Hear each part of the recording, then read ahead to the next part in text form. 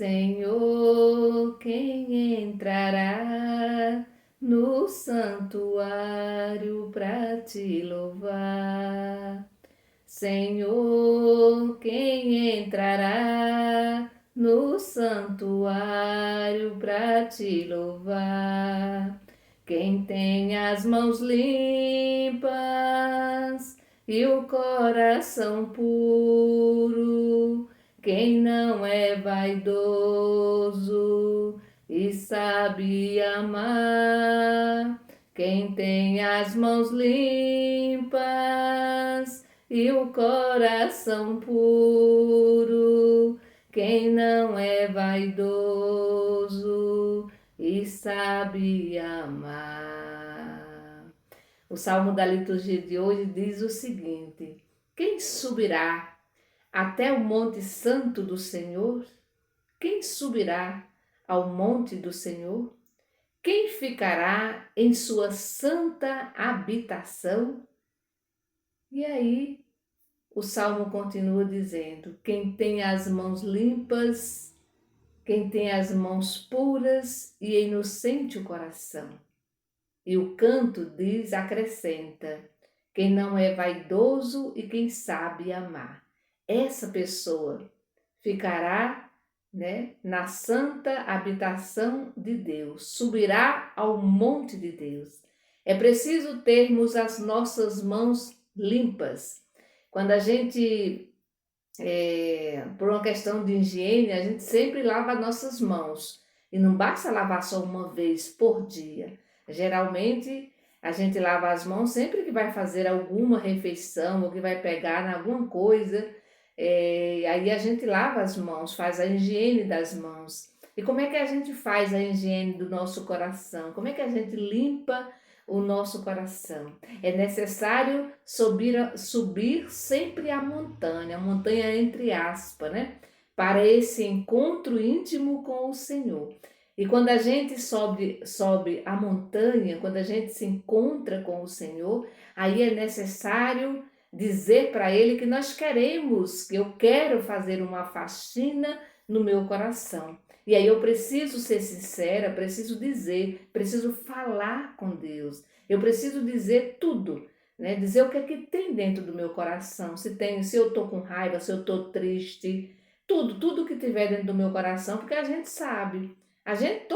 Cada pessoa sabe o que é que tem dentro do coração. Tem coisa que está lá dentro que a gente não consegue tirar e que a gente não tem coragem de dizer para ninguém, muitas vezes nem para nós mesmos, porque a gente morre de vergonha, né? Às vezes são tantos pensamentos ruins que nascem, que saem do coração. E aí, para Deus, a gente não precisa ter vergonha, porque Ele sabe de tudo. A gente só precisa dizer: Senhor, me liberta desse mal. Porque quando a gente tem raiva, né, quando a gente guarda muito ódio no coração, todo mundo sabe, todo mundo percebe, pela fala, pelo jeito da gente se expressar. Sobretudo nesse período, né, eleitoral, a gente sabe direitinho quem é que tem raiva no coração.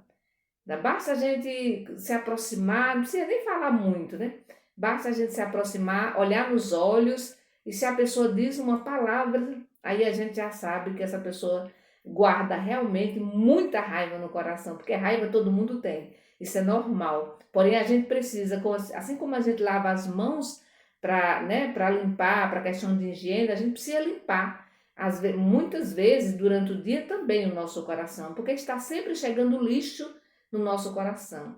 Sempre a gente vai jogando lixo através das nossas atitudes, das nossas ações, mas também, e esse ainda é mais perigoso, através do nosso pensamento. A gente termina jogando lixo para dentro do nosso coração. Mas a gente não deve se preocupar. A gente só precisa se aproximar de Jesus, se aproximar de Deus e fazer essa limpeza.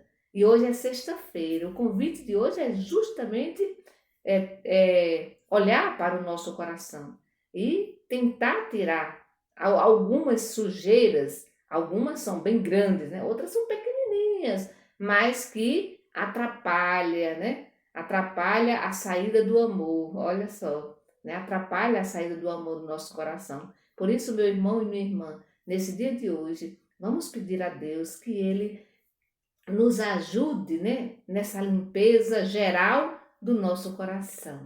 Queremos, nesse momento, rezar pelas pessoas que pediram, que confiam assim em nossas orações. Vamos rezar pela Ana Gabriela Miguel Barros, a Lara, a Maria Rita, a Tereza e o Ricele Bezerra. Queremos também colocar no colo de Deus a Terezinha, a Tereza Cristina, ela que perdeu seu esposo. Então vamos colocá-la no colo de Deus. Rezemos também pelo Luiz Carlos, Alex Mota Gil, Neide Solange, Milena Coelho, Maroli, Orizina Maria Solange Oliveira, Joana e Lucivânia Martins, Maria Isabel Dias, Rosiana Maria Andrade, Maria das Graças Bezerra. Queremos também rezar pelo Jorge e pela Cristina, lá de Guanambi, pelo seu Francisco, pela Lúcia Maria da Silva, Leila e Juraci Júnior, Lurdinha, Carla Graciene Silva Soposto, Francimar do Pedro Raimundo, Antônia da Silva Lima, Cosme, Tiago Leite, que já se encontra bem, graças a Deus, mas vamos continuar rezando para ele. Também vamos rezar pelo Marcos Vinícius e pela Lucinéia Costa. Vamos entregar nas mãos de Deus, no colo de Deus, todos os nossos familiares, as pessoas que se encontram doentes nos hospitais, nas suas residências, e todos os cuidadores e cuidadoras. Em nome do Pai, do Filho e do Espírito Santo. Amém. Vamos acompanhar o Evangelho da liturgia de hoje, que está em Lucas capítulo 12, do versículo 54 ao 59. Ouvi, irmão e irmã, a palavra do Santo Evangelho, escrito por Lucas. Glória a vós, Senhor. Jesus também dizia às multidões: quando vocês veem uma nuvem vinda do ocidente, vocês logo dizem que vem chuva, e assim acontece. Quando vocês sentem soprar o vento do sul, vocês dizem que vai fazer calor, e assim acontece. Hipócritas, vocês sabem interpretar o aspecto da terra e do céu. Como é que vocês não sabem interpretar o tempo presente? Por que vocês não julgam por si mesmo o que é justo? Quando, pois, você está para se apresentar com seu adversário diante do magistrado, procure resolver o caso com o adversário enquanto estão a caminho. Senão, este o levará ao juiz, e o juiz entregará você ao guarda, e o guarda o jogará na cadeia. Eu digo, daí você não sairá enquanto não pagar o último centavo. Palavra da salvação, glória a vós, Senhor. Muito bem, o Salmo de hoje fala da questão de interpretar, da interpretação do tempo presente. Só para lembrar que na Palestina, o vento que vem do ocidente traz chuva, né? E o vento que vem do sul traz geralmente muito calor. E o povo, é interessante que Jesus diz ali, né, no Evangelho, que o povo sabia muito bem disso, né? O povo conhecia muito bem esses sinais da natureza, assim como hoje, né? Se a gente olha, né, lê jornal, ou escuta qualquer jornal, logo tem alguém que vai falar do tempo, né? Até nós arriscamos, né, dizer se vai chover, se não vai chover, se vai fazer calor, se não vai fazer calor. Então o povo sabia muito bem. Por isso ali logo no primeiro versículo, né, Jesus também dizia às multidões: quanto a vocês, vê uma nuvem vindo do ocidente e vão logo dizer que vem chuva. Então, e quando vem do sul, logo vem calor. Quando vocês sentem soprar o vento do sul, vocês logo dizem que vem calor. Assim acontece. Aí depois Jesus vai dizer uma palavra meia pesada, quando ele diz hipócritas, né? Quando ele diz hipócrita, vocês sabem interpretar o aspecto da terra e do céu, como é que vocês não sabem interpretar o tempo presente? Porque vocês não julgam por si mesmo o que é justo? Então Jesus repreende o povo, lembrando que Jesus está falando aqui para uma multidão, então Jesus vai repreender o povo porque eles sabiam muito bem, né, distinguir os sinais da natureza, mas eles não tinham a sensibilidade para perceber, né, os sinais libertadores, né? Por isso é que Jesus vai questionar. Eles sabiam muito bem interpretar os dons, né, os sinais da natureza, mas não tinha aquela sensibilidade para perceber os sinais libertadores. Então Jesus está no meio deles, Jesus está no meio deles aqui, gente, sobretudo os judeus, os fariseus, os doutores da lei e assim por diante. Então Jesus está ali no meio deles, demonstra muitos sinais, porque Jesus fez, né, demonstrou muitos sinais, sobretudo de cura, né, de aproximação dos mais pobres e assim por diante, né? Porém, mas mesmo assim muitos, né, aquele povo, sobretudo essas autoridades, o ignoravam, né? Fechavam os olhos, fechavam os ouvidos, para não enxergar a verdade revelada por Jesus Cristo. Olha que também nós temos muita dificuldade de perceber os sinais da presença de Deus na nossa vida, né?